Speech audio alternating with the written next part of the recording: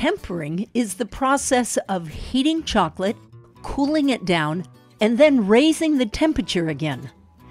Simply put, tempering chocolate gives the finished product a nice glossy shine, a crisp snap when broken, and a pleasant texture or mouthfeel when eaten.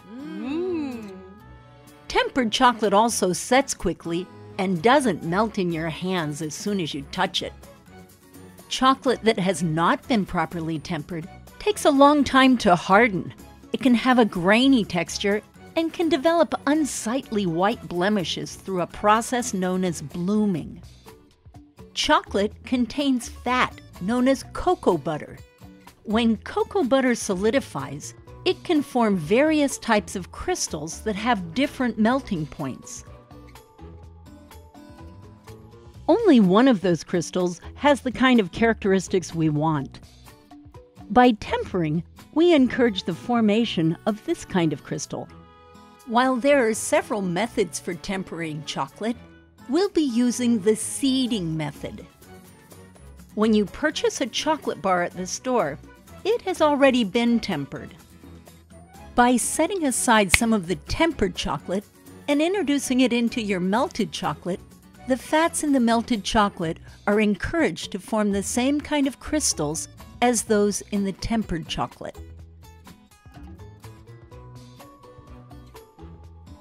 To temper chocolate, begin by chopping the solid chocolate into smaller pieces.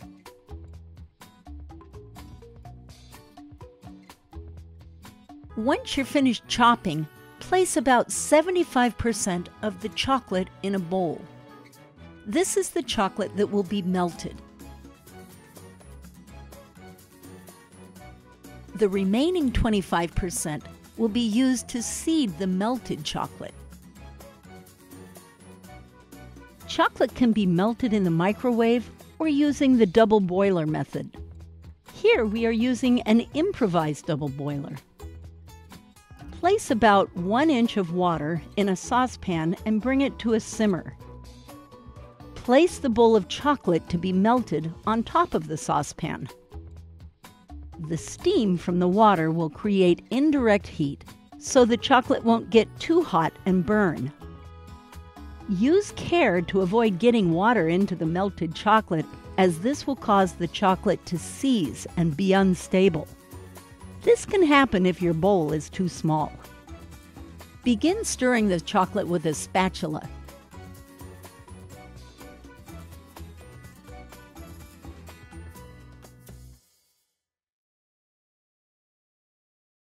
You want to bring the temperature of the chocolate up to about 115 degrees Fahrenheit or 46 degrees centigrade. Continue stirring the chocolate and scraping any chocolate off the sides of the bowl.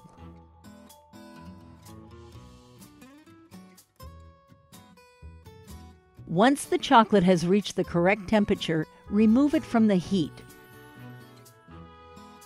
Now we will add the chocolate that we have reserved. Begin adding the solid chocolate a handful at a time, mixing it until it completely melts. Adding this chocolate will provide seed crystals and help bring down the temperature. We want to bring the temperature down to about 86 degrees Fahrenheit or 30 degrees centigrade.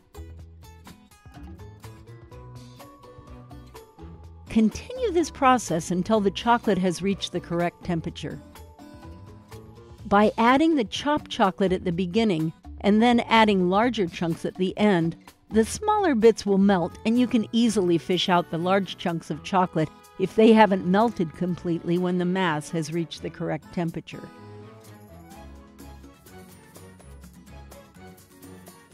Now place the bowl back over the simmering water for just a few seconds.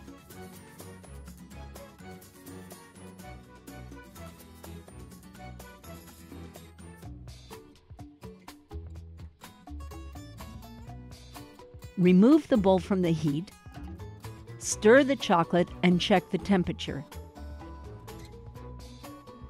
Repeat this process until the chocolate reaches 89 degrees Fahrenheit or about 31.5 degrees centigrade. It's important not to let the chocolate get too hot, or you'll need to start the entire process over again.